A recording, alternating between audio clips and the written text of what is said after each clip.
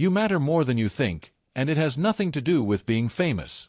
My 15-year-old granddaughter slumped into my car after school last week, and I knew something was off. Her face wasn't sad exactly, more like empty. Like someone had dimmed all the lights inside her. We drove in silence for a bit, and then she hit me with a question that's been keeping me up at night. Grandpa, does anything we do actually matter? Now, I'm 87 years old. I've watched the world change in ways I never imagined. And you know what's wild? I've asked myself that exact same question hundreds of times. But here's the difference. I'm looking backward at a long life, and she's staring forward into uncertainty. And that difference, it taught me something I wish I'd understood decades ago. Look, we're all drowning in this obsession with making an impact, right? Everyone's trying to go viral, build a brand, leave a legacy. We measure our worth in followers, likes, promotions. We think if we're not changing the world in some massive, visible way, then what's the point? I see it everywhere. People burning themselves out chasing significance they can put on a resume. And I get it. I really do. But after almost 9 decades on this planet, I've figured something out. The stuff that actually matters almost never feels important when it's happening. Let me tell you about someone you've never heard of. Her name was Margaret, and she lived a few houses down from me for over 40 years. She was a 3rd-grade teacher. Never married. No kids of her own. Taught at the same school her entire career. When she retired, maybe 30 people showed up to her little party in the gym. There were no cameras, no viral moment, no special news coverage. She got a plaque and some flowers. Pretty standard stuff. 2 years later, Margaret died peacefully in her sleep. I figured her funeral would be small. She was private, kept to herself. But when I walked into that church, I couldn't believe it. Packed. Standing room only. And then people started sharing stories. A surgeon stood up and said Margaret was the first adult who ever made him believe he was smart. A woman who runs a charity said Margaret taught her to read when every other teacher had written her off. A middle-aged guy brought his own daughter and told everyone he became a teacher because of Margaret. On and on it went. Life after life. Changed forever. All because of a woman who thought she was just doing her job. Here's the thing. Margaret never tried to be inspirational. She never posted about her impact or tracked her metrics. She just showed up every single day and paid attention to the kids in front of her. She learned their names. She noticed when something was wrong. She stayed late to help with homework. Nothing fancy. Nothing Instagram-worthy. But the ripples from her quiet dedication are still spreading through people who never even met her. And that's when it hit me, we've got this whole thing backwards. We think mattering means being famous, being remembered by thousands of people. But life doesn't actually work that way. Real life is built on tiny moments between people.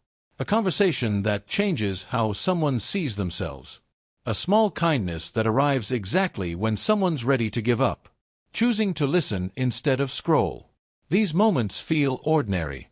Forgettable, even. But they're everything. When I was 39, everything was falling apart. My business was tanking. Money was disappearing. I was drinking too much and sleeping too little. I felt like the world's biggest failure. One night, I sat in my car outside a bar, trying to decide whether to go in and make everything worse. Then this guy Tom knocked on my window. I barely knew him. We'd maybe talked twice before. He said he was grabbing coffee and asked if I wanted to come. That's it. No intervention. No life coaching moment. Just coffee. We sat in this diner for 2 hours. He didn't ask what was wrong or try to fix me. He just talked about normal stuff. His kids. Some book he was reading. A road trip he'd taken years back. And somehow, sitting there listening to completely ordinary conversation, something inside me calmed down. I didn't go into that bar. I went home instead. I can't even remember most of what we talked about. I guarantee Tom forgot about that night before the week was over.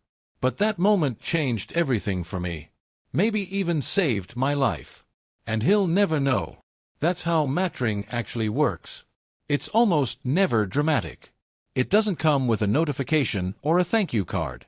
You do something that feels small to you, and it becomes everything to someone else. And you move on, thinking it didn't amount to anything at all. My wife Eleanor used to write letters. Real, physical letters with stamps and envelopes. She'd write to our kids when they were at college. Old friends she hadn't seen in years. Distant cousins. Random neighbors. I used to tease her about it. Just text them. Everyone has phones now. She'd just smile and keep writing. After she died, I found boxes filled with letters people had written back to her. Almost every single one mentioned how much her letters meant. People had saved them for years. Read them during their darkest moments. She wasn't trying to be meaningful. She was just reaching out to people she cared about. But she mattered more than she ever knew. Here's what I desperately wish someone had told me when I was young. Your life doesn't need to be extraordinary to matter. Actually, it probably shouldn't be. This pressure we all feel to be exceptional, to stand out, to achieve something massive, it's crushing people. It makes them think their normal life isn't enough.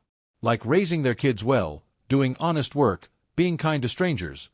Like none of that counts unless it's packaged into something impressive. But here's the truth nobody wants to hear. Almost everything holding our world together is done by people nobody will ever remember. Parents getting up at 3 in the morning with sick kids. People showing up to work on time and doing their jobs with integrity. Friends who notice when you're struggling and check in. Volunteers serving food, cleaning parks, visiting lonely people in hospitals. People who vote, who help their neighbors, who return the shopping cart in the parking lot.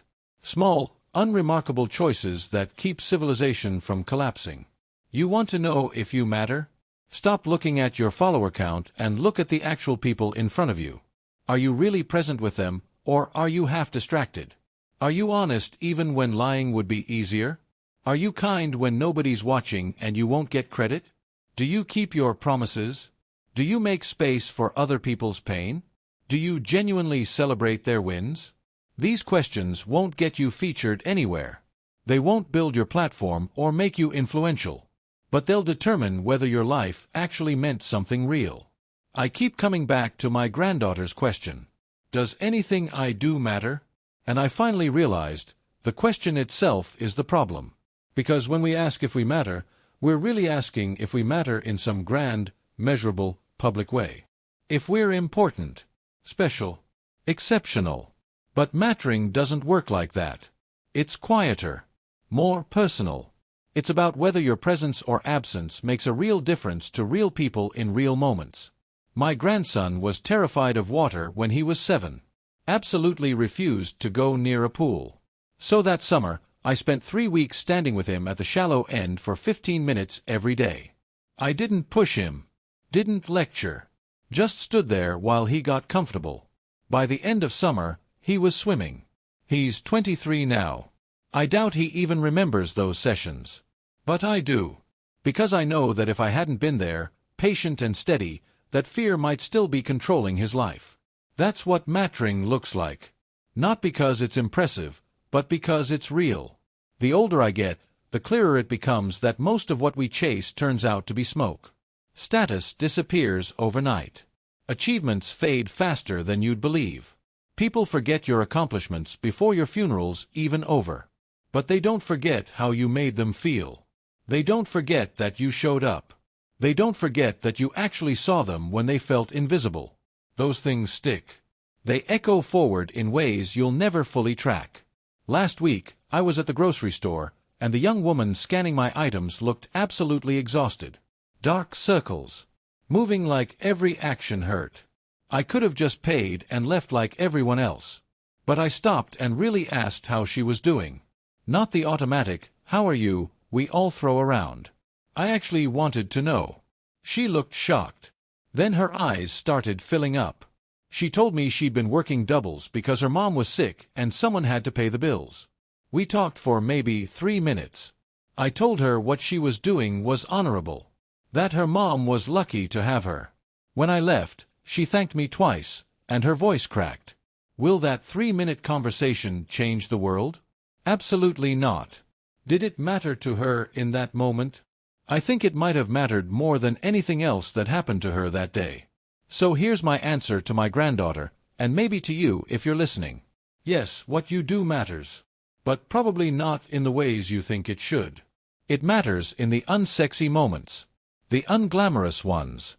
The ones you'll never post about or add to your LinkedIn. It matters when you choose patience instead of anger. When you tell the truth even though the lie is more convenient.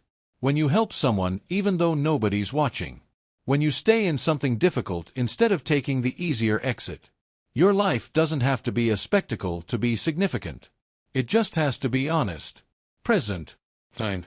And that's actually harder than going viral, because those things require you to constantly pay attention. To show up even when you're exhausted. To care even when it's inconvenient and you won't get credit. But that's where real meaning lives. Not in the spotlight. In the steady, quiet work of being human alongside other humans. I'm 87 years old. I don't have many years left, and I'm okay with that. When I think about what I want my life to have meant, I don't think about achievements or recognition. I think about the people I loved well. The moments I was completely present. The times I helped without keeping score. The conversations where I actually listened instead of waiting to talk. Those are the things that mattered. Those are the things that will outlast me. If this resonated with you at all, do me a favor, share it with someone who needs to hear it. And drop a comment telling me one small thing you're going to start paying more attention to. I'd love to know. I've still got a few more thoughts to share before my time's up, and I'd rather share them with people who actually want to listen.